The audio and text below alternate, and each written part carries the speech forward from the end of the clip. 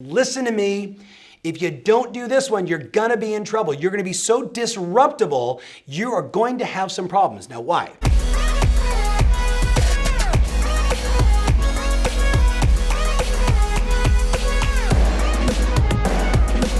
Hey, welcome to the Tom Ferry Show. I want to go back in time just a moment. August of last year, we had thousands of people together in a room and 20,000 on our live cast at this event we do called the Success Summit. Now, why do I bring that up?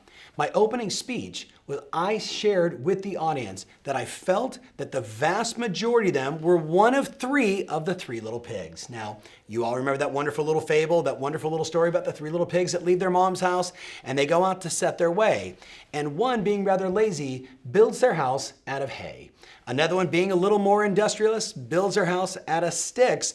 But both of them did it very quickly, and we both know what happens to them. And of course, the last little pig took his time and built his business, his house, out of bricks.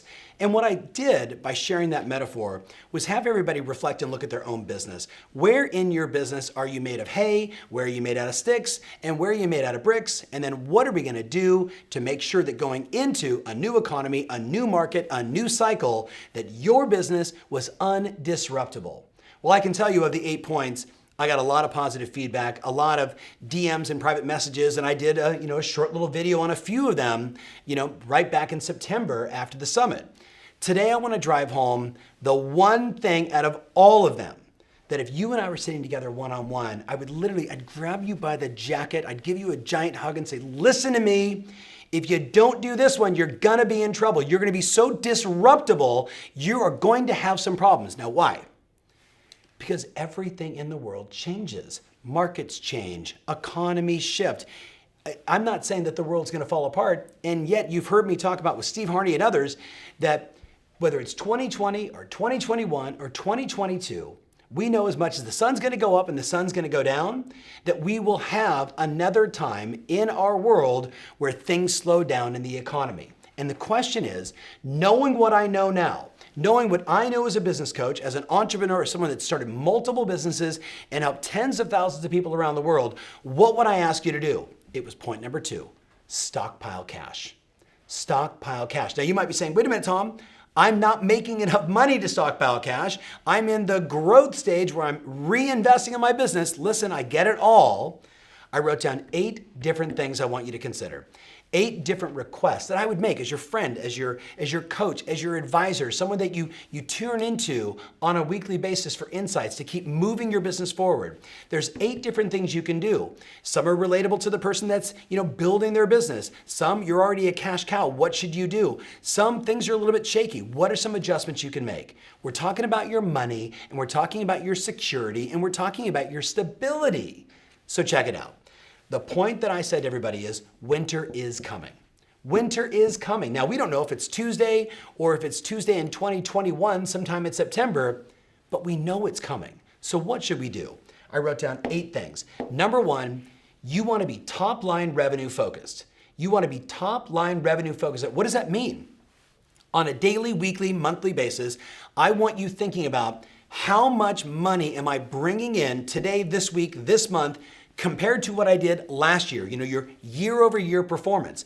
I don't want you just thinking about, for example, is my marketing going out, which that's important.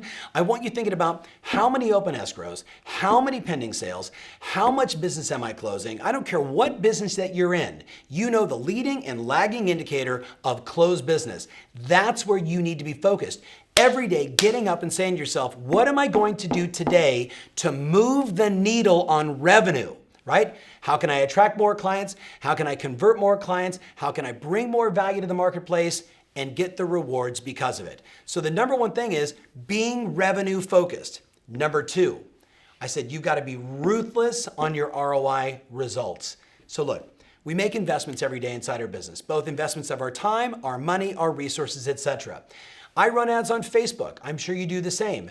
Do you have a ruthless return on investment focus with your Facebook ads? If you're investing in any online platform, in the real estate space, Zillow, Trulia, Realtor, HomeLight, whatever you invest in. I don't think you can actually invest in HomeLight, but you know what I mean. Do you have a ruthless focus on If I invest this dollar, I expect $4 back, $5 back, $2 back, $20 back. If you do, guess what happens? You treat every lead better, you're much more focused, you're much more responsive, you do whatever it takes to turn that dollar into $2, $5, $10, $100. It's all about being ROI focused, which means I'm not just gonna spend money freely and say, well, you know, if I just get one more deal from that, it's gonna work out. That is stupid thinking in an environment where you probably don't have the type of savings and security that you want. You need to be thinking, if I do this, I want 5 deals, 10 deals, 15 deals. That's the ROI focus.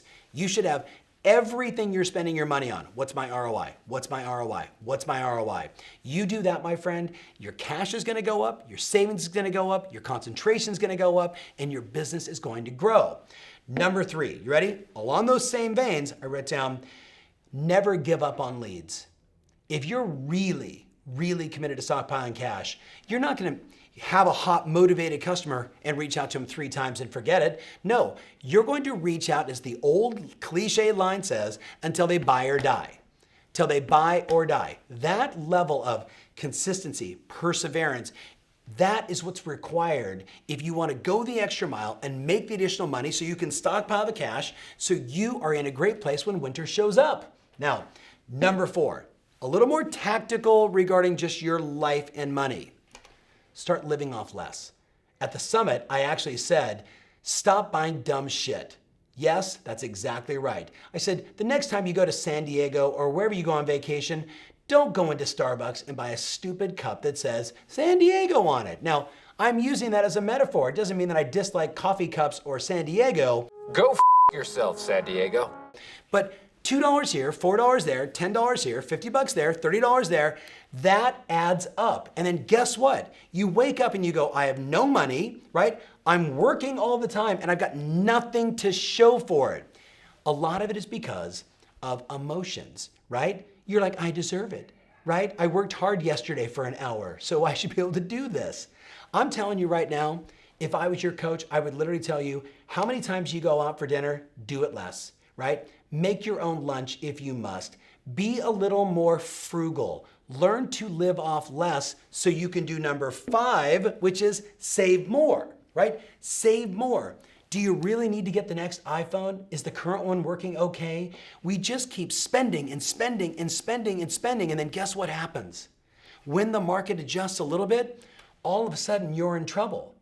I want you to be in a position where your financial fortress is made out of bricks, not sticks, and definitely not hay. Do a little exercise. Go through your credit card statement the last 120 days and look at all the dumb shit you bought. Look at all the stupid things you put money on. Look and see where's my credit card being charged for 3 gym memberships and you don't even go to the gym anymore, right? We know this is a critical exercise because awareness is the first step of change. The moment you become aware that, you know what, I'm kind of a shopaholic, or when I have a good day, I buy something, and when I have a bad day, I buy something. I'm just someone that just buys stuff all the time. You know what? I love Amazon. Amazon can be addicting for some people. I know I'm going a little nutty here, but I hope you get where my heart is and where my head is. We are only a decade and a year or two since the global financial crisis. I remember that deeply. I remember watching friends who had over-leveraged, overspent, didn't save their money, get completely pummeled by the market. Good human beings that lost their houses, that lost their riches, that lost their jobs. Now, no one is expecting us to go back to that situation. I've talked about it, Steve Harney's talked about it. Everybody is saying the same thing. But you know what? The person that lives like this financially, when a little adjustment occurs, suddenly they're underwater, and I don't want that to be you.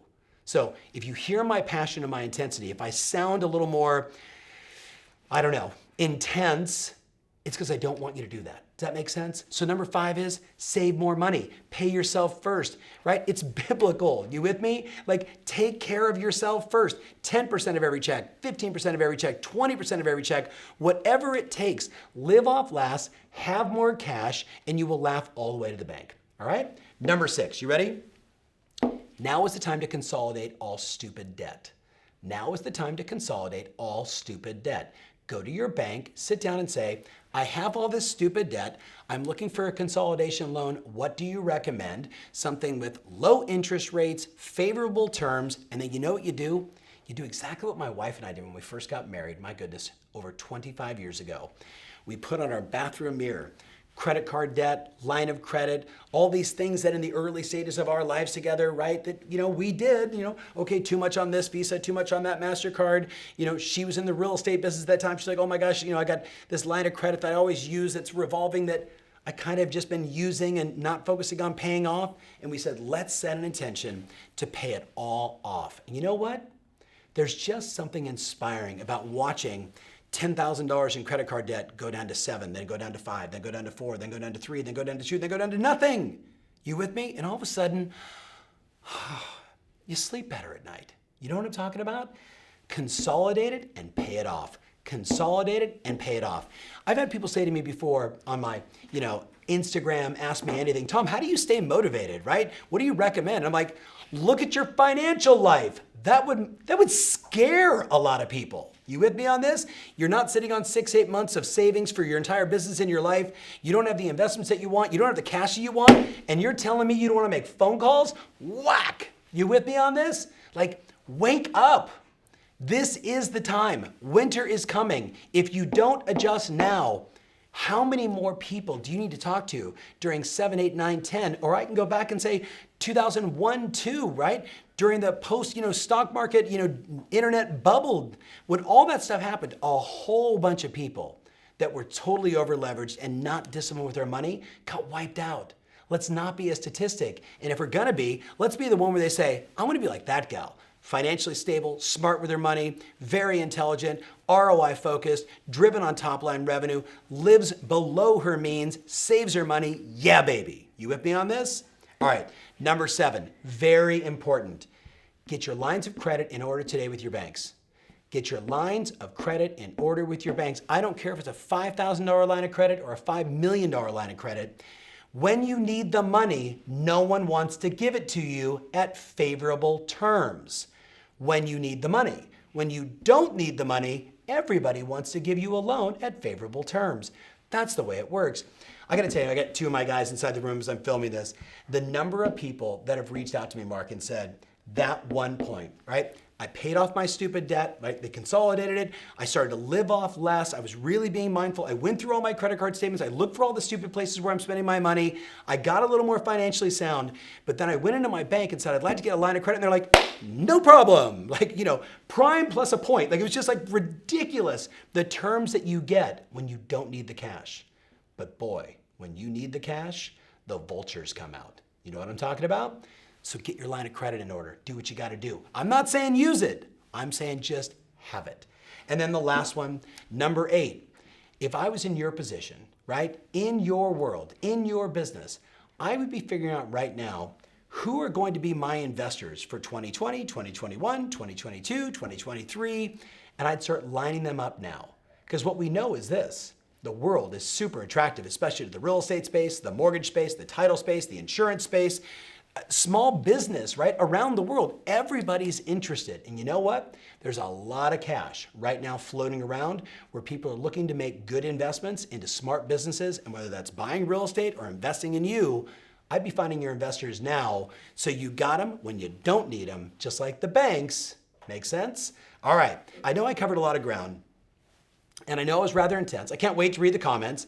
I think this is going to be one of those videos you might want to have your spouse watch, your adult children watch, your friends watch. This would be a very interesting sales meeting by a sales manager, a sales leader who is passionate and compassionate and empathetic and loves their sales team because they want them to be financially stable.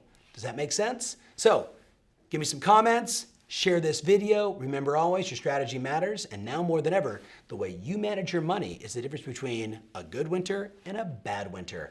Being on a snowboard and having fun and being freezing cold outside. The choice is yours. Hey, thanks so much for watching. If you want more of this, make sure you subscribe to our channel. Hey, thanks so much for watching. We have a number of events coming up and we'd love to have you there. Visit tomferry.com/events and reserve your spot today.